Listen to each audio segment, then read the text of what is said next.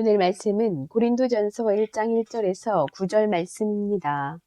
하나님의 뜻을 따라 그리스도 예수의 사도로 부르심을 받은 바울과 형제 소스데네는 고린도에 있는 하나님의 교회, 곧 그리스도 예수 안에서 거룩하여지고 성도라 부르심을 받은 자들과 또 각처에서 우리의 주, 곧 그들과 우리의 주 되신 예수 그리스도의 이름을 부르는 모든 자들에게 하나님 우리 아버지와 주 예수 그리스도로부터 은혜와 평강이 있기를 원하노라.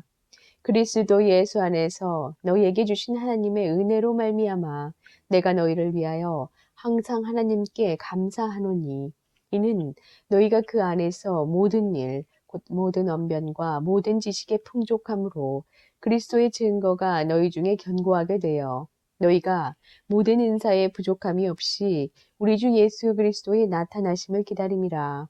주께서 너희를 우리 주 예수 그리스도의 날에 책망할 것이 없는 자로 끝까지 견고하게 하시리라. 너희를 불러 그의 아들 예수 그리스도 우리의 주와 더불어 교제하게 하시는 하나님은 미쁘시도다. 아멘. 요즘처럼 교회들이 세상의 지탕과 원망의 대상이 된 적도 없었을 것입니다. 우리가 살고 있는 미국은 청교도 신앙 위에 세워진 나라입니다. 그런 미국이 미국 사람들의 50%만이 예수님을 주로 믿는다고 대답을 했습니다. 그런데 50% 사람 중에서도 진정으로 매주 교회를 다니고 성경을 읽고 기도하는 사람은 5%도 안 된다고 대답을 했다고 합니다.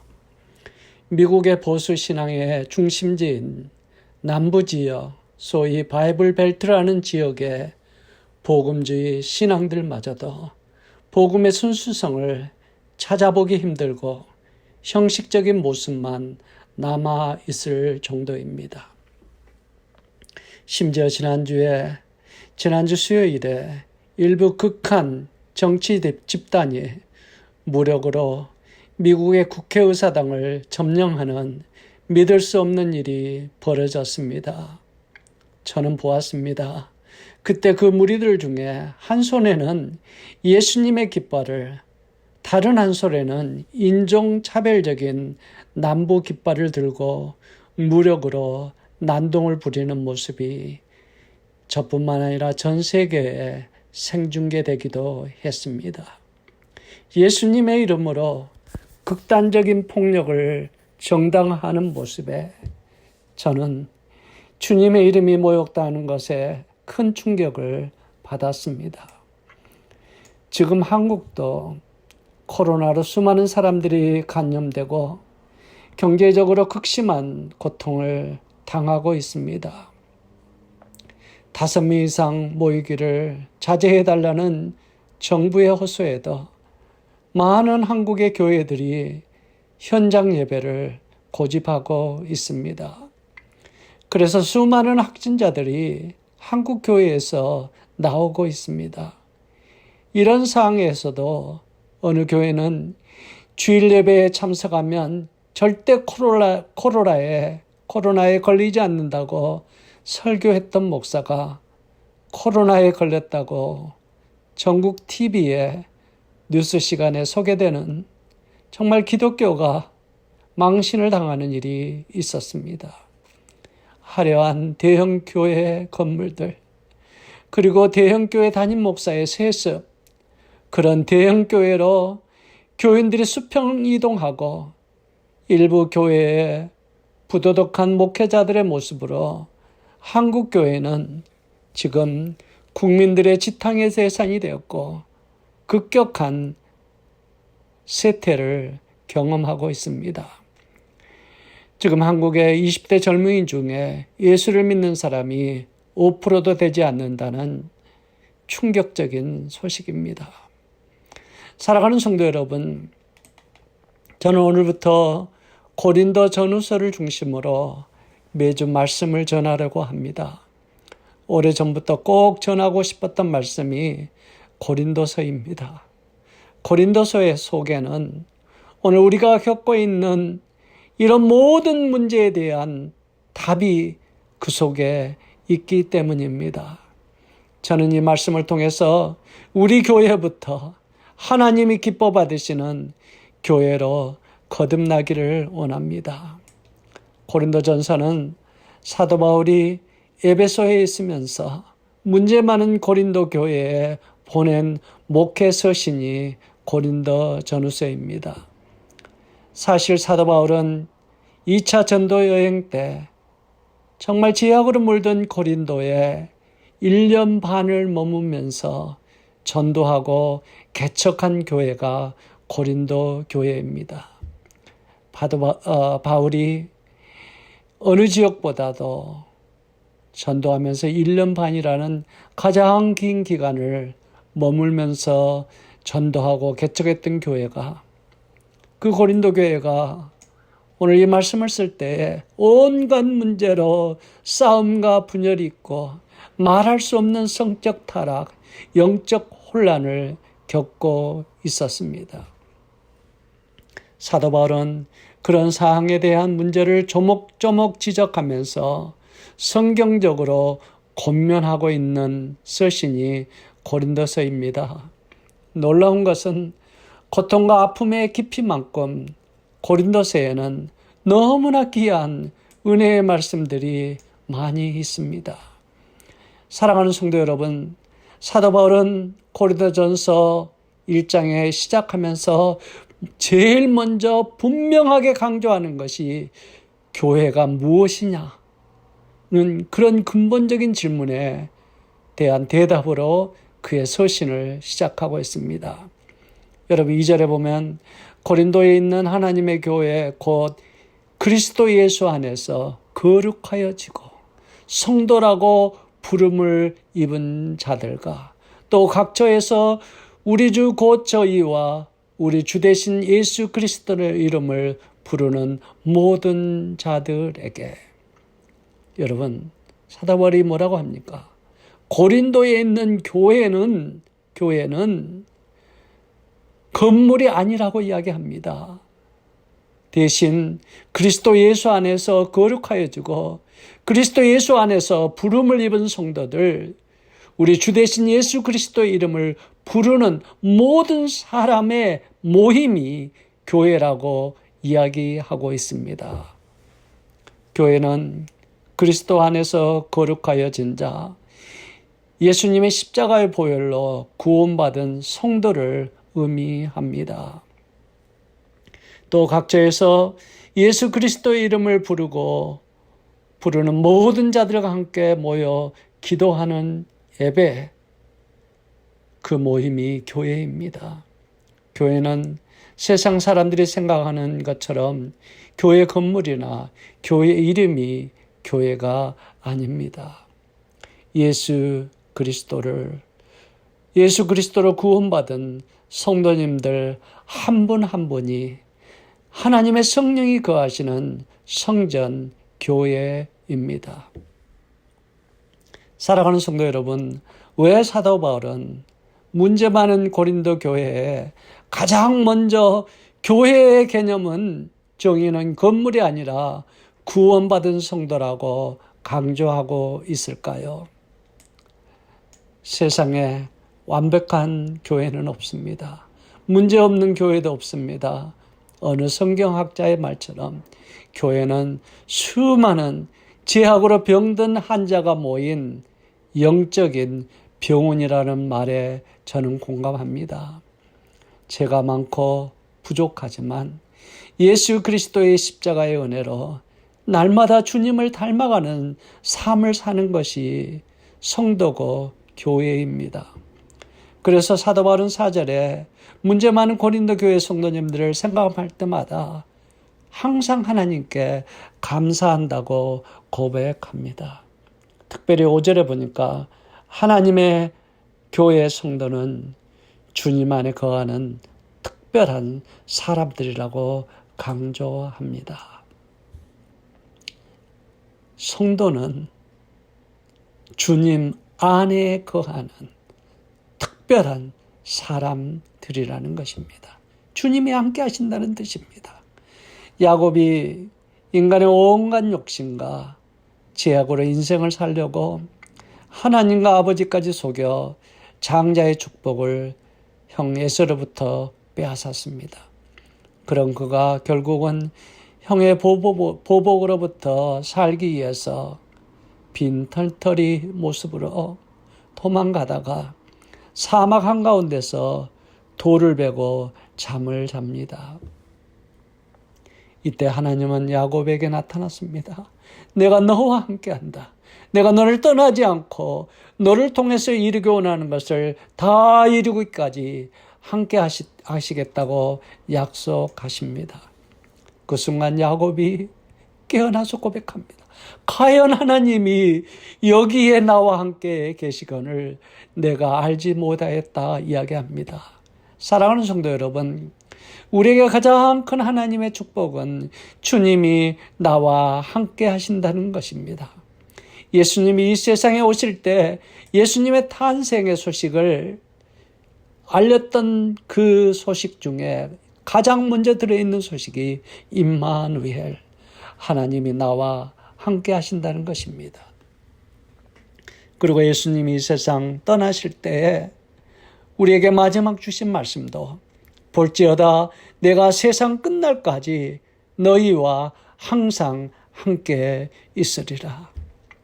이 말씀을 직접 보고 들었던 사도 요한은 요한일서에 하나님은 사랑이라고 독생자 예수 그리스도를 우리를 위해 십자가에서 죽기까지 사랑하신 하나님의 사랑을 말하고 있습니다.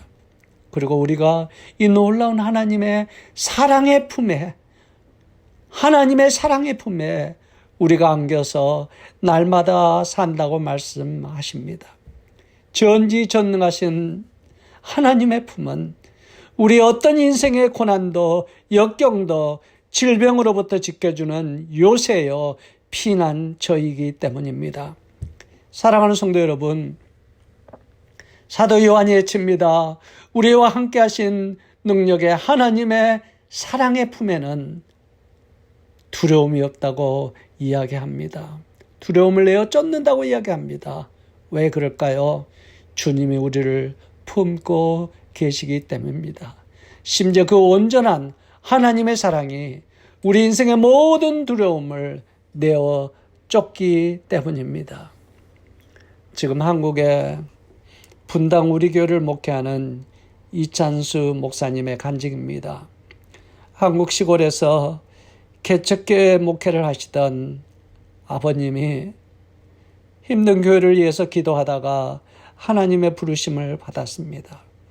어려운 시골 교회 목회자의 고통 속에서 자란 이찬수 목사님은 절대로 목사가 되지 않겠다고 다짐했다고 합니다. 20대 초반에 미국의 시카고에 이민을 왔습니다. 영어는 힘들고 그저 생활하기 위해서 화장실 청소, 온갖 밑바닥 막노동을 했습니다. 하루는 추운 겨울을 일을 마치고 집에 온 이찬수 목사님, 인생의 낙오자 같은 마음속에 슬픔 속에 책을 폈는데 거기에 있는 시가 눈에 들어왔습니다. 모래 위에 두 발자국이라는 시입니다. 어느 날 밤 꿈을 꾸었네. 주와 함께 바닷가 거니는 꿈을 꾸었네. 하늘을 가로질러 빛이 임한 그 바닷가에 모래 위에 두 짝의 발자국을 보았네. 한 짝은 내 거, 또 한 짝은 주님의 거. 거기서 내 인생의 장면을 보았네. 마지막 내 발자국이 멈춘 곳에서 내 삶의 길을 돌이켜 보았을 때 자주 내 삶의 길에 오직 한 짝의 발자국만 보았네. 그런데 그때는 내 인생이 비참하고 슬픈 때였네. 나는 너무나 의아해서 주님께 물었네. 주님, 제가 당신을 따르기로 했을 때 당신은 저와 함께 하겠다고 약속하셨지요. 그러나 저걸 보십시오. 제가 힘들고 어려울 때, 주님이 가장 필요하고 있을 때, 그때 거기는 한 짝의 발자국밖에 없습니다. 주님 저를 그 순간 떠나 계셨나요? 주님이 대답하셨네. 나의 귀하고 소중한 이여. 나는 너를 사랑했고 나는 결코 너를 떠나지 않았단다. 내 시련의 때, 내 고통의 때에도 내가 본 오직 한 짝의 발자국, 그것은 내 발자국이니라. 그때 내가 너를 등에 업고 걸었기 때문이다. 이찬수 목사님은 이 시를 통해서 하나님의 사랑의 음성을 듣고 짐을 싸서 한국으로 홀로 나와 신학을 하고 지금은 목회자의 길을 가고 있습니다. 아무도 없는 한국에 홀로 갔지만 그 시처럼 주님은 목사님을 인도하시고 축복해 주셔서 지금의 분당 우리 교회를 목회하고 계십니다. 내년부터 몇만 명의 교인을 30개 교회로 분리 개척을 준비하고 계십니다. 그분이 이야기합니다. 내 자랑은 대형 교회도 세상적인 목회 출세도 아니라고. 예수님의 사랑, 은혜, 십자가만이 본인의 자랑이라고 애치고 있습니다. 사랑하는 성도 여러분, 인간적으로 허물 많고 부족하지만 십자가의 보혈로 구원받은 성도 한 분 한 분 속에 우리 주님이 함께 계시기 때문에, 우리 주님이 함께 계실 때 여러분 5절에 보면 매일마다 주님 구변과 지식에, 쉽게 말해서 하나님 말씀의 능력으로 우리와 함께 하신다고 이야기합니다. 또 6절에 보니까 그리스도의 증거가 너희 중에 경고케 되어, 함께 하시는 주님이 우리를 하나님의 복음으로 살도록 견고하게 자리 잡도록 성령의 모든 풍성한 은혜로 우리를 인도하신다고 약속하십니다. 또 하나님이 우리와 함께 계시는 까닭의 8절에 보니까 그리스도의 날, 주님 다시 오시는 소망 가운데 살게 인도하신다고 약속하고 계십니다. 이틀 전에 1월 7일 날 미국의 LA에서, 우리가 사는 LA에서 보석 디자인을 하는 이사야 가르자라는 사람의 이야기입니다. 이분은 보석 디자인일 뿐만 아니라 410만 명의 인터넷 팔로워를 보유하고 있다고 합니다. 이사야는 10년 넘게 길거리에서 노숙하는 여성 로빈슨 클레이톤이라는 사람을 돕고 있다고 합니다. 10년 전에 신발도 신지 않고 맨발로 길을 걷고 있는 이 노숙인을 운전하면서 보고 너무나 마음이 아파서 차에 태우고 가서 신발을 사주고 비상금을 줬다고 합니다. 그 후에 자주 찾아와서 음식을 사주고 휴대폰도 사주고 한 달에 한 번씩 미용실에 데리고 가서 머리 손질까지 해주었다 합니다. 사실 이 노숙 홈레스인 로빈슨 클레인톤이라는 여자는 오래전에 2살 딸이 죽고 난 후로 남편의 폭력에 못 이겨 집을 뛰쳐나와서 홈레스가 되었다고 합니다.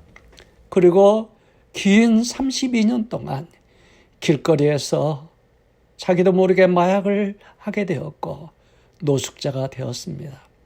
그러나 이 여인이 고백합니다. 내가 망가지고 부서졌지만, 인생의 밑바닥에 떨어졌지만 내가 매 순간 하나님께 기도했다고 이야기합니다. 희망을 포기하지 않았다고 합니다. 살려달라고, 치료해달라고 그는 기도했다고 합니다. 무려 32년 동안을. 지난주에 보석 디자인을 하는 이사야는 새 보석 디자인을 통해서 번 돈을 전부 투자해 이 여인이 살 수 있는 집과 가구를 마련해 주었다고 합니다. 그리고 이 소식을 들은 410만 명의 인터넷 사람들이 모금을 시작해서 이미 7만 불의 돈이 모금되었다고 합니다. 이 소식을 들은 라빈슨 여인은 눈물을 흘리면서 우리 하나님은 망가진 나를 버리지 않으셨고 내 기도를 응답해 주셨다고 울기 시작했습니다. 사랑하는 성도 여러분, 우리 하나님은 우리가 아무리 부족하고 우리가 넘어질지라도 우리를 포기하지 않고 품어주시고 우리의 작은 기도에도 응답해 주시는 분이 우리 하나님이십니다. 그리고 또 천국으로 인도해 주시는 소망으로 우리와 함께 하십니다. 사랑하는 성도 여러분, 우리의 자랑은 세상적인 것들이 결코 아닙니다. 주님이 나와 함께 하심이 자랑입니다. 우리가 주님의 온전한 사랑의 품에 있는 것이 자랑입니다. 말씀으로 살게 하시는 것이 자랑입니다. 하나님의 매 순간 우리를 인도하시는 것이 자랑입니다. 영원한 저 천국 소망 속에 날마다 사는 것이 우리의 축복이요 자랑입니다. 이런 성도가 모인 교회는 저는 건강한 교회고 하나님이 기뻐 쓰시는 교회라고 생각합니다. 마지막으로 고린도전서 1장 1절에서 9절 오늘 본문 말씀 전체 속에 가장 많이 등장하는 단어가 예수 그리스도라는 단어가 7번이나 나옵니다. 그 당시 고린도 사람들 마음속에 로마 황제가 그들의 주라고 믿었습니다.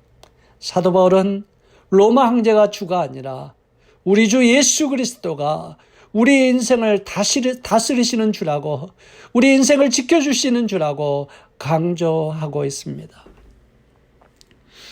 사랑하는 성도 여러분, 주님이 우리 인생을 다스림을 믿고 의지하는 성도가 모인 교회에 우리 하나님의 은혜와 평강으로 역사하십니다.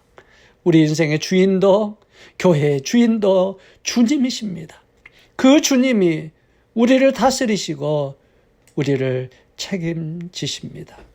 그래서 우리는 주님의 청지기로서 주신 소명을 따라서 우리의 남은 인생을 사랑으로 헌신으로 주의 길을 따라가야 합니다. 지난 수요일 날 미국의 의사당이 폭도들에 의해서 무참히 부서지고 공격당해서 아수르장이 되었습니다. 3시간 후에 주방위군이 투입되어 폭도들 다 몰아내고 국회가 평정을 되찾았을 때 우리 한국의 2세인 앤디 킴 하원 의원이 쓰레기를 손수 치우고 청소하는 모습이 미국 TV에 방영되었습니다. 그 모습을 보고 기자가 가서 물었습니다. 의원님, 왜 이런 굳은 일을 하시나요? 그럴 때 앤디 킴 미국 하원 의원은 이렇게 대답했습니다. 내가 사랑하는 역사와 전통, 미국 사람들의 땀과 눈물이 있는 의사당, 이 미국 의사당을 저는 지키고 싶습니다. 사랑하는 성도 여러분, 우리 모두 예수 그리스도의 핏값으로 사신 하나님의 교회를, 우리 하나님의 성도님들을 위해서 내 남은 인생 섬김과 기도와 사랑으로 하나님을 지키고 이 교회를 지키고 싶어라는 그런 고백이 있는 교회, 그런 고백이 있는 성도들이 이 시대에 주님의 소망이요, 저는 복음의 희망이라고 생각합니다. 우리 한번 기도하겠습니다. 사랑의 아버지 하나님, 은혜를 감사합니다. 오늘부터 고린도서를 통해서 우리가 어떻게 살아야 되는지, 우리 교회가 어떻게 나가야 되는지, 세상에 어떻게 복음을 전해야 되는지를 가르쳐 주시니 감사합니다. 아버지 하나님, 교회는 건물이 아니라 우리 한 사람 한 사람, 성령 하나님이 거하시는 우리 한 사람 한 사람이 하나님의 교회 성전이라고 오늘 들었습니다. 그 하나님이 거하시는 성전, 주님이 우리와 함께 하시며 우리가 주님의 사랑의 품에 안겨 사는 것이라는 것을 배웠습니다. 아버지 하나님, 그리고 주님이 우리를 다스리시고 인도하시는 것을 배웠습니다. 그리고 천국 소망 가운데 살게 하신 것도 배웠습니다. 사랑의 아버지 하나님, 아버지, 우리는 청지기의 모습으로 우리의 남은 인생을 하나님의 영광을 위해서, 하나님의 교회를 위해서 사랑과 기도와 섬김과 나눔으로 우리의 남은 인생을 삶으로 우리의 걸어가는 모든 인생의 발자국마다 주의 아름다운 복음의 향기와 복음의 사랑이 넘치는 그런 우리가 되게 인도해 주시옵소서. 예수님의 이름으로 기도드렸사옵나이다. 아멘. 이제는 우리 구주 예수 그리스도의 은혜와 하나님 아버지의 극진하신 사랑과 성령의 감화 인도하시는 역사가 이제는 주님을 위해서 남은 여생을 사랑하며 섬기며 기도하며 나누며 살기를 소원하는 당신의 귀한 백성들 외에 지금부터 영원까지 함께 있을지어다. 아멘.